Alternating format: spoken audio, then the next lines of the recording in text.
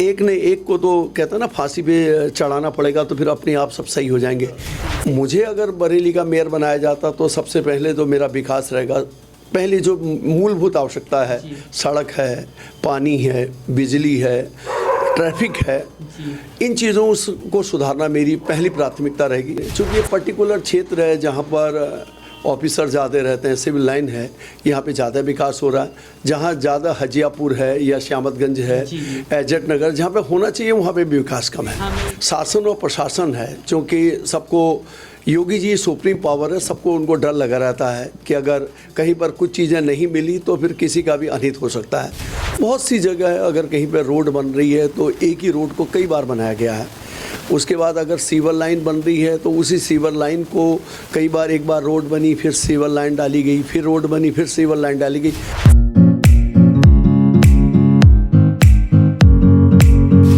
नमस्कार, मैं शिवा पारासर आपके साथ और आप देख रहे हैं इंडिया 24 न्यूज।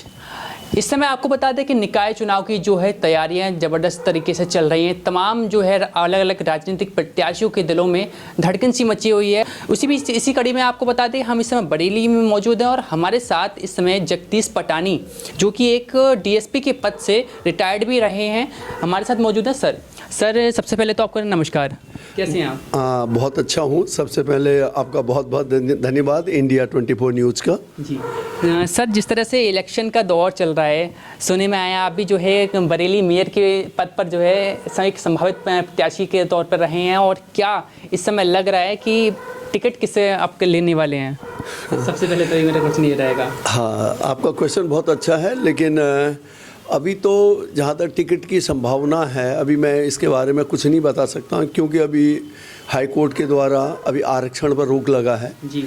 और जैसे ही ये रोक हटता है उसके बाद आरक्षण में जो ओबीसी वालों ने संभवतः ये बात कही है, इसके बाद ही फिर तय हो पाएगा कि टिकट का संभावित तो है अभी। हाँ, संभावित तो है। अब ये देखते हैं कि कौन सी पार्टी मुझे टिकट देती है जी। बढ़िया सर, जिस तरह से हम आपसे अगर पूछना चाहूँ बरेली के विकास के बारे में, जो बरेली में यहाँ वर्तमान में जो मेयर हैं बरेली के उमेश गौतम, कितना लगता है कि उन्होंने जो बरेली में कितना जो है स्मार्ट सिटी के तौर पे जो काम किया है, कितना विकास बरेली में लग रहा है आपको हुआ है?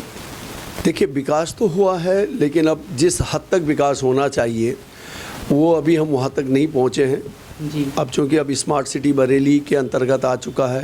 पहले सिर्फ नगर निगम ये विकास करता था और नगर निगम के पास एक सीमित संसाधन होते थे और उसी संसाधनों से शहर का विकास होता था। लेकिन जब से बरेली स्मार्ट सिटी के अंतर्गत आई है तो निश्चित तौर पर इसका फंड भी हमें बहुत मिल रहा है, लेकिन उस फंड का सही अभी तक मैं समझता हूँ, मेरा अपना मानना है, अभी सही सदुपयोग नहीं हो पाया है। बहुत सी जगह है, अगर कहीं पर रोड बन रही है तो एक ही रोड को कई बार बनाया गया है। उसके बाद अगर सीवर लाइन बन रही है तो उसी सीवर लाइन को कई बार, एक बार रोड बनी फिर सीवर लाइन डाली गई, फिर रोड बनी फिर सीवर लाइन डाली गई। एक जो हमारा एक सिस्टमेटिक सिस्टम है, जैसे कि विदेशों में भी होता है, अगर रोड बन रही है रोड से पहले ही सारी चीज़ों को एक साथ इनवाइट कर दिया जाता है, जिसको अगर केबल डालना, रोड डालना, तार डालना, उसके बाद रोड बन गई तो उसके बाद फिर उसमें कोई काम नहीं होना। लेकिन हमारे वहाँ जस्ट इसका अपोजिट हो रहा है। पहले की जो सरकारें थी उसमें जो सड़कें पड़ती थी अच्छी खासी 2-3 साल तक वो आराम से चलती थी, लेकिन अब वो जो अगर हम बरेली में देख रहे हैं कि एक सड़कें जो है महीने में जो है वो एक साल में जो है 3-3, 4-4 बार डाली जा रही है, तोड़ा जा रहा है, फिर डाली जा रही है, और जो सही सड़कें हैं उस पर भी रोड डाली जा रही है। अगर हम एक पर्टिकुलर जगह पे, आपका कहना भी ठीक है कि साहब किसी जगह पर जहाँ पे कोई ज़रूरत नहीं वहाँ पे रोड बन रही है, तो ये सब लैक ऑफ एडमिनिस्ट्रेशन है। अगर एडमिनिस्ट्रेशन अच्छा हो और वहाँ पे ये देखना है कि साहब इस सड़क की अभी ज़रूरत नहीं है, ये रोड अभी चल रही है, और जहाँ पे ज़रूरत है वहाँ तक अभी तक हमारे लोग पहुँचे नहीं हैं जी। तो एक ऐसी समिति बने, एडमिनिस्ट्रेशन ऐसा बने कि जहाँ पे ज़्यादा ज़रूरत है वहाँ पे पहले बने और जहाँ पे ज़रूरत कम है वहाँ पे बाद में बने। चूँकि ये पर्टिकुलर क्षेत्र है जहाँ पर ऑफिसर ज़्यादा रहते हैं, सिविल लाइन है, यहाँ पे ज़्यादा विकास हो रहा है। जहाँ ज़्यादा हजियापुर है या श्यामतगंज है, एजेट नगर, जहाँ पे होना चाहिए वहाँ पे भी विकास कम है। हाँ, मैं यही कहना चाह रहा हूँ, जो एक अलग क्षेत्र है वहाँ सालों भर नहीं सड़कें बन रही हैं, बट टूटी पड़ी हुई हैं। अगर थोड़ा सा भी बारिश हो जाती है तो पानी की नदियाँ बह जाती हैं, और जो पौष बरेली के इलाके हैं उनमें बार बार जो है सड़कें बनाई जा रही हैं, सड़कों पर सड़कें बनाई जा रही हैं। तो ये क्या जनता के साथ जो है धोखा नहीं है एक प्रकार से? मैं यही कहना चाह रहा हूँ, जो एक अलग क्षेत्र है वहाँ वहाँ सालों भर नहीं सड़कें बन रही हैं, बट टूटी पड़ी हुई हैं। अगर थोड़ा सा भी बारिश हो जाती है तो पानी की नदियाँ बह जाती हैं। और जो पॉश बरेली के इलाके हैं उनमें बार बार जो है सड़कें बनाई जा रही हैं, सड़कों पर सड़कें बनाई जा रही हैं। तो ये क्या जनता के साथ जो है धोखा नहीं है एक प्रकार से? ये तो धोखा, ये तो जो बना रहे हैं उसका बेटर वही समझेंगे। मैं किसी के ऊपर लांछन नहीं लगा सकता हूँ, लेकिन एक तरह से गलत हो रहा है। हाँ, गलत तो हो ही रहा है, गलत हो रहा है। तो अगर जैसे मानिए कि बरेली में जो कह रहे हैं कि मेट्रो स्टेशन बनाएंगे, क्या लगता है आपको कि बरेली में मेट्रो की आवश्यकता है?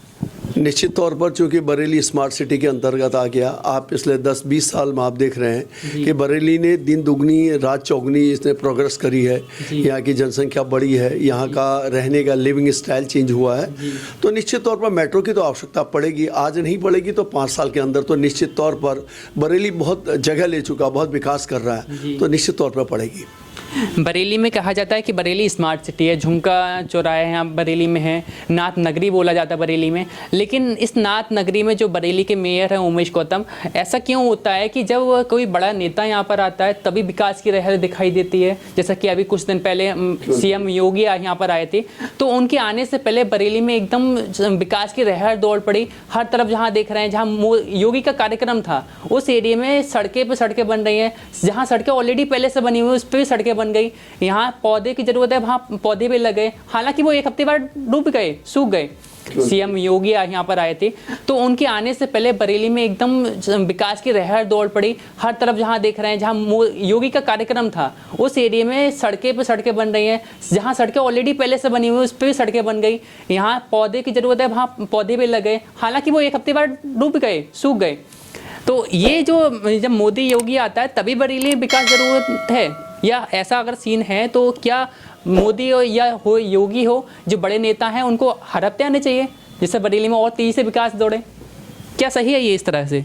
नहीं, अगर इस तरह उनका दौर चलता रहे, अगर योगी जी का दौर चलते रहे तो निश्चित तौर पर बरेली तो निश्चित तौर पर बहुत जल्दी विकास कर लेगी। वो एक पर्टिकुलर पॉश इलाके में नया है, अगर आना है तो हर संजय नगर भी वो जाएं, तो हमारा किले साइड में वो जाएं, तब तो ठीक है, वहाँ विकास होगा। एक्चुअली शासन और प्रशासन है, क्योंकि सबको योगी जी सुप्रीम पावर है, सबको उनको डर लगा रहता है कि अगर कहीं पर कुछ चीज़ें नहीं मिली तो फिर किसी का भी अनित हो सकता है, इसलिए ये सब पूरी पावर अपनी झोंक देते हैं। जी, क्या लगता है कि जो अब जिस तरह से विकास यहाँ बरेली में हुआ कि सब योगी आया तो जो है यहाँ पे सड़कों का विकास हो गया, सिर्फ पॉश इलाकों में, गरीबी जो जहाँ गरीबी क्षेत्र है, हजियापुर वाले इलाके हो गए, तमाम और इलाके हो गए जहाँ जो गंदगी पड़ी रहती है, वहाँ कोई विकास का नामो निशान नहीं है। गंदगी आज भी है और रहेगी।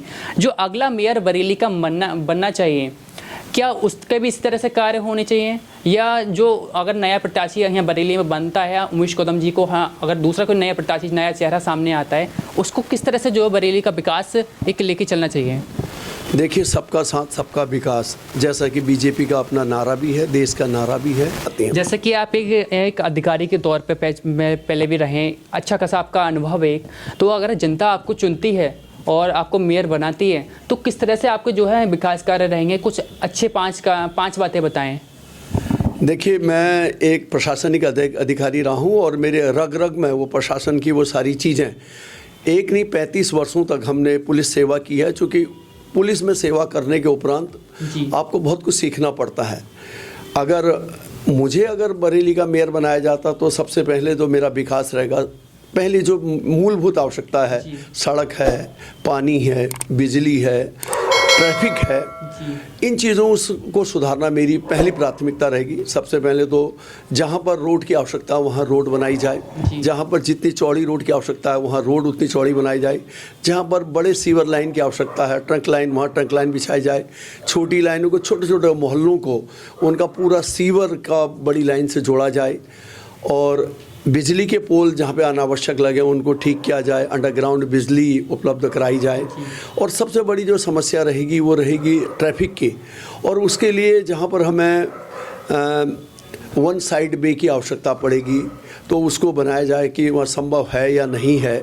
तो हमें ये देखना पड़ेगा कि ट्रैफिक किस वजह से वहाँ जाम हो रही है, ट्रैफिक सिग्नल ख़राब हैं, ट्रैफिक सिग्नल सही कराए जाएं, चालान करके या लोगों को भय करके नहीं, लोगों के प्रति एक विश्वास जगा के ये ट्रैफिक को सुधारना पड़ेगा। ये मेरी प्राथमिकता रहेंगी। जिस तरह से एक आप अधिकारी के तौर पर पहले भी रहे हैं, पुलिस विभाग में रहे हैं, सबसे एक अच्छी बात ये है, आपने देखा होगा कि एक एक हफ्ते में बरेली जो छोटी छोटी बच्चियां हैं उनके साथ एक एक हफ्ते में 3-3 बार रेप हो रहे हैं, 3-3 बच्चियों के साथ रेप हो रहे हैं। रेप की ऐसी घटनाएं सामने आ रही हैं, फिर भी पुलिस के तमाम अधिकारी कुछ नहीं कर रहे हैं, कोई एक्शन नहीं ले रहे हैं। क्या लगता है इस तरह का सिस्टम, जहाँ एक तरफ योगी सरकार कहती है महिला सशक्तिकरण की बात करती है, महिलाओं की सुरक्षा की बात करती है, कोई सुनवाई नहीं हो रही है, क्या अपराधियों में डर जो पुलिस का कम हो गया है? क्या कहेंगे इस पर, क्यों हो रहे हैं इतना? नहीं, एक्शन होना चाहिए। ऐसी कोई बात नहीं। देखिए, अपराध आज ही नहीं, अपराध तो पहले से होते आ रहे हैं जी। और लेकिन सबसे पहले प्रशासनिक अधिकारियों की यह है कि अपने समय में कम से कम इसका गिराफ को घटाया जाए। जहाँ तक रेप का संबंध है, पुलिस तो अपनी कार्रवाई कर ही रही है, लेकिन अब ये बात अलग है कि मुलजिम अभी पकड़ में नहीं आया, उसकी कोशिशें जारी हैं। कभी भी कोई भी पुलिस अधिकारी नहीं चाहता है कि साहब अगर कोई केस है तो उसका वर्कआउट उस पर हो और केस को जल्दी जल्दी खोले। तो इसी कड़ी में अभी तक कोई सफलता नहीं मिली, लेकिन निश्चित तौर पर सफलता तो ज़रूर मिलेगी। जिसने क्राइम किया है वो सलाखों के लिए पीछे तो जाएगा ही जाएगा, भले थोड़ा देर होगी, भले अंधेर नहीं होगी, सजा मिलेगी, मिलेगी, ऑफकोर्स सजा मिलेगी, बिल्कुल मिलेगी। जिस तरह से योगी का बुलडोजर इस समय जो है तमाम जो बड़े से बड़े धुरंधर और जो नेता हैं, जो एक भूमाफिया हैं, उनके ऊपर चल रहा है, क्या लगता है ये बुलडोजर सही चला है? और जो वाकई में जो यहाँ भूमाफिया हैं, जो किसानों की ज़मीनों पर अवैध रूप से कब्जा कर रहे हैं, उन पे चलना चाहिए? हाँ, निश्चित तौर पे चलना चाहिए। जिन्होंने भी जो सरकारी ज़मीनें हैं या जिन्होंने गरीबियों को ज़मीन छीन रखी है, अगर हम उनको केस चलाते रहेंगे, अगर कोर्ट के सहारे रहेंगे तो 50 वर्ष लग जाएंगे, तब तक केस का निस्तारण नहीं होगा। अगर बुलडोजर चल के एक बार वो ज़मीन खाली करा ली जाती है तो निश्चित तौर पर आप उसका रिजल्ट देखेंगे ना। एक ने एक को तो कहता है ना फांसी पे चढ़ाना पड़ेगा, तो फिर अपने आप सब सही हो जाएंगे। एक पक्षी मार के, कौवा मार के टांग दीजिए तो सारे कौवे सही हो जाते हैं।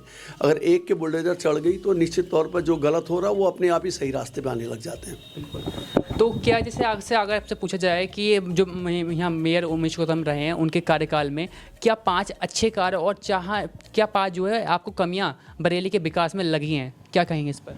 देखिए, कमियां तो किसी की गिनना एक ये स्वाभाविक चीज़ नहीं है, जो होना चाहिए वास्तविक। हाँ, जो वास्तविक में होना चाहिए। कमियां तो कुछ नहीं है। देखिए, आप जब अगर आपके पास बजट होगा, आपके पास प्रशासनिक अधिकारी हैं, आपके पास निर्णय लेने वाले अधिकारी हैं, जो काम है, काम तो आज उमेश गौतम जी भी कर रहे हैं, लेकिन उस काम को अकेले उमेश गौतम जी अगर ये कहें कि साहब मेयर ही उसके लिए जिम्मेदार है, तो ये बात भी कहीं तक पचती नहीं है। तो इसके लिए उसके पूरा नगर निगम भी साथ में है। तो जो आप 4-5 कामों के बारे में कह रहे हैं, बस काम तो सही अपनी जगह हो रहा है, लेकिन एक नियमानुसार, जैसे मैंने आपको पहले भी बोला था, सिस्टमेटिक तरीके से अगर जहाँ रोड बननी चाहिए वहाँ नहीं बनी, जहाँ उनको पहुँचना चाहिए था, जहाँ नाली बननी चाहिए थी वहाँ अभी तक नाली नहीं बनी, तो जिससे जल भराव की स्थिति पैदा हो जा रही है। जहाँ पे लाइटें लगनी चाहिए थी वहाँ लाइटें नहीं लगी। जहाँ अभी भी बहुत सी जगह है जहाँ अभी भी पोल लाइट नहीं लगे, वहाँ पोल लाइटें नहीं लगी हुई हैं। जहाँ पे कभी ट्रैफिक लाइट नहीं लगी हुई है। तो ये सब चीज़ें हैं जहाँ एक पॉश इलाके को छोड़ के भी हमें अन्य छोटे मोटे इलाकों में भी जाना पड़ेगा। आखिर वहाँ भी हमारी ही ये जनता रहती है, उनका ख्याल रखना भी हमारा दायित्व बनता है। बिल्कुल।